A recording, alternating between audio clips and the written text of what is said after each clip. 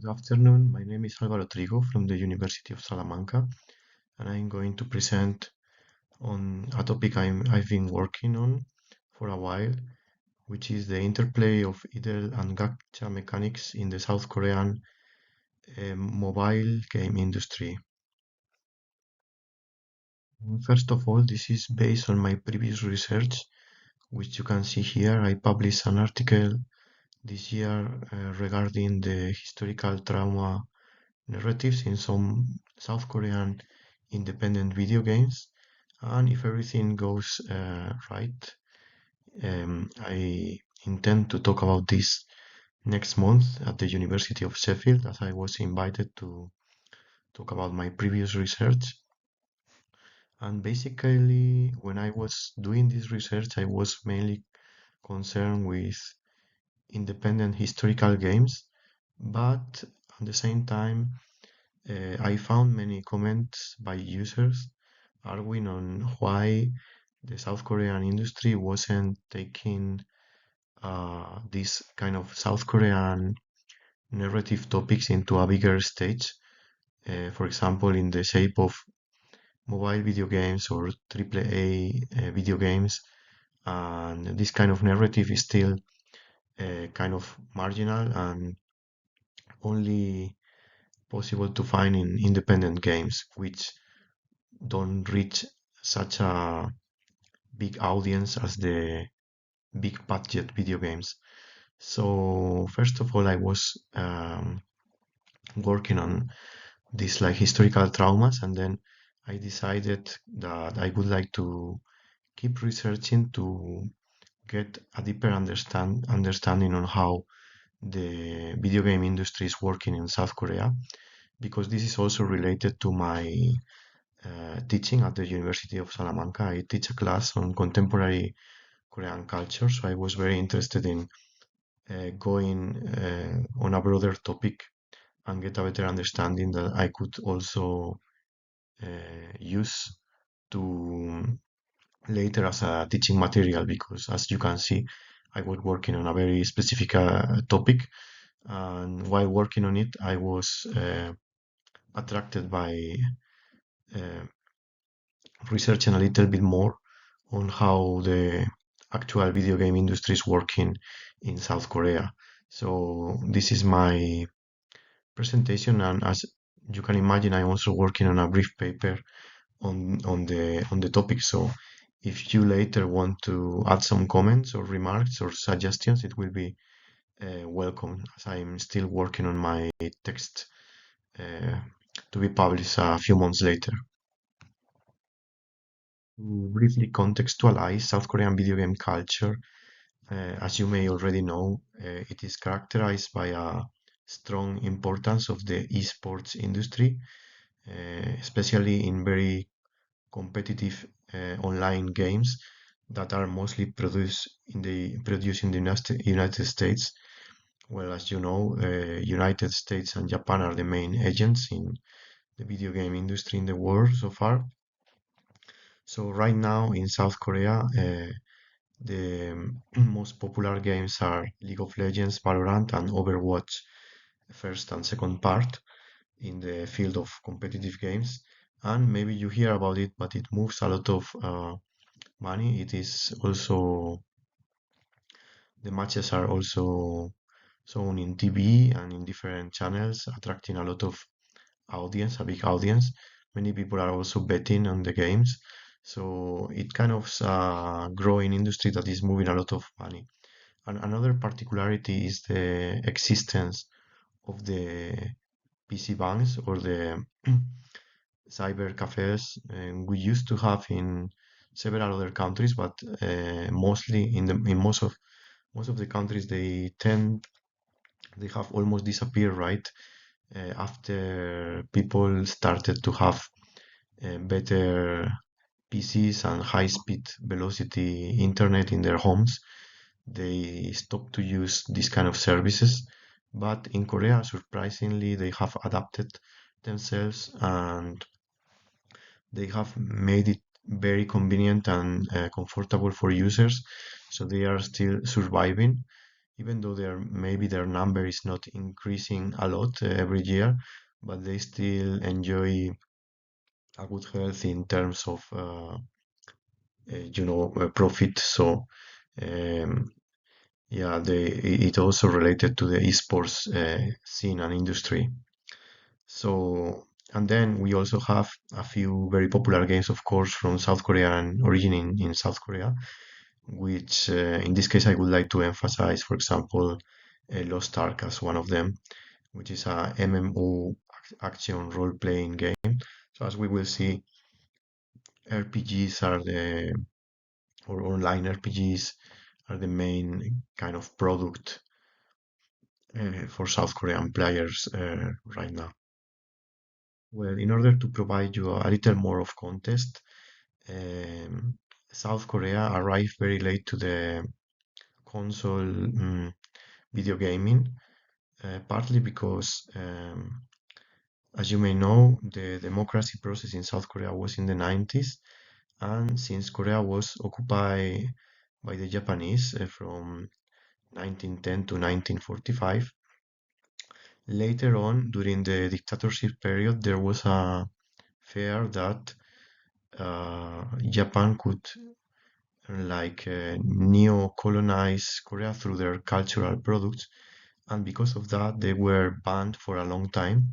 And later, with the arrival of democracy, they started to be imported again, but mainly there was a develop of a piracy industry parallel to the gaming industry in the United States and Japan, no? So for example, the Nintendo, the Famicom, Super Famicom, and all these kind of products, they would arrive in the shape of cheaper copies. Like it happened around the world, but in this case, it was also influenced by the fact that there was this ban on Japanese products for a long time. So what I want to say is that it's not as typical as in other countries, and I think PC gaming has been favored because of this kind of historical process. And as you can see, well, here there is also I put some statistics. So the esports industry is growing, like the video game industry every year is growing in Korea, so it's getting more and more importance. And here you can see one of the huge tournaments of League of Legends, how they create these very big events for the fans, and they play together in a place, right? We have some people commenting on the games and all this stuff. And then on the second picture, you have an actual PC bank, an actual cyber cafe where people gather to play these kind of games. And as I say, they have a very automatized and very, very comfortable system. Like for example, you don't even need to own the games because the usually the PC games they already have a partnership with the gaming companies, so people can create an account and right away they can just play the most popular games without uh, the need of investing some money on buying the games. So that's why it is still an attractive option for players who don't have maybe a PC at home or don't want to invest in the games and so on. So anyway, as you can see, actually, mobile game industry in South Korea is the fourth biggest in the world, but much behind China, United States, and Japan, which are the main producers. And as you can see in this image, RPG games and strategy or puzzle are the main products that are downloaded by the players. My presentation is mainly dealing with two concepts, iddle gaming and gacha gaming.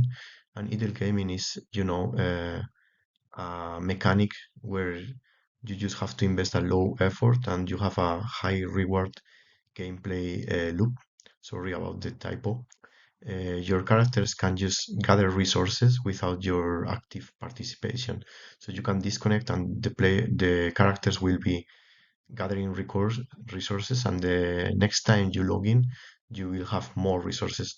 And it's kind of we can wonder why people want to play like this because Some other people want a more active playing. But in the case of South Korea, there are several factors. For example, everyone has the smartphone, it's very extended in the society, so people play mainly in their phones. On the same way, they have a long commute hours for students and workers to go to the university or to go to their working places or to the high school and so on. So they spend a lot of time in the bus or in the subway, and they can play this kind of game that doesn't require a very active participation from the player. And also in the same way, uh, population density tends to be concentrated in the capital in in Seoul, in South Korea, where the internet has a very high speed around the city, around the big city. You can enjoy a high speed internet connection. So it's also important for this kind of game. And then, well, we also have the highly competitive society, which how to say when people are kind of tired of their work or the studies, they also need a kind of low effort video game. So I think that's also the reason why novel games are also very popular, like story driven video games. Now we come into the second concept I'm working with, which is gacha. As you may know, there are these kind of mechanics where you invest some money and you get a random reward. And we have a lot of examples. For example, in South Korea, this kind of machines and shops have been very popular lately, and they are different from the UFO catchers, where you just can you put invest some money, but maybe you don't get a reward. And like here, you always get a product, but it's just randomized in the way that people also get some addiction because they want to get the more special or rare rewards from the machines. So it just happens something very similar with this video game mechanic.